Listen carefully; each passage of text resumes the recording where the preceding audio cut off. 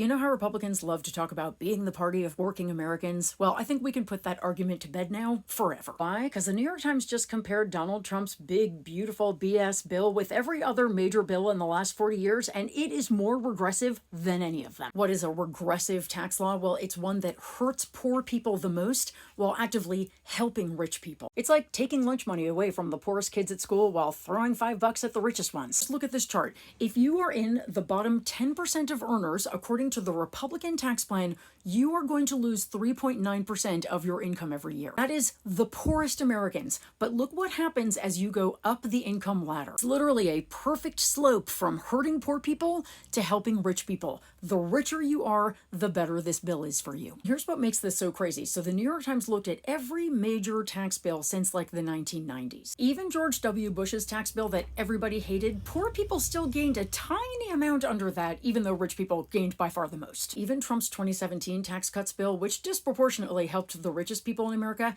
it at least helped the poorest people a tiny bit. This bill now, though, this is the first time since 1996 that a major bill would make poor people worse off while making rich people better off. And how are Republicans doing that? Well, they're extending Donald Trump's 2017 tax cuts, which are set to expire this year. Plus, they're cutting Medicaid spending and food assistance programs. And they're messing with Affordable Care Act marketplace subsidies that help working families afford their health insurance. And here's the kicker. They added things like no tax on tips and no tax on overtime that sound really good for American workers, but those would expire in a few years, while the tax cuts for giant corporations and rich people, those are permanent. Oh, and you know how Republicans are always going on and on about the deficit? Well, this bill will add $2.4 trillion to the debt over 10 years. It's actually closer to $3 trillion when interest is included. So this bill, which Donald Trump calls beautiful, is taking money from poor people, giving it to rich people, and adding massive amounts of money to our national debt all at the same time. Chuck Marr from the Budget Policy Center said, "I've never seen anything that simultaneously really goes after poor people and then really helps rich people." Y'all, the Senate is literally voting on this bill in the next couple of weeks, and Republicans still think that they're going to pass it. If we don't make a lot of noise, that's exactly what will happen. Everything I've said to you is in the nonpartisan CBO's report, so screenshot these numbers, email me if you want this article, and tell your friends to make a call. Unless you think that robbing from the poor to give to the rich is a great way to run a country. In which case, maybe stop saying you're pro-worker.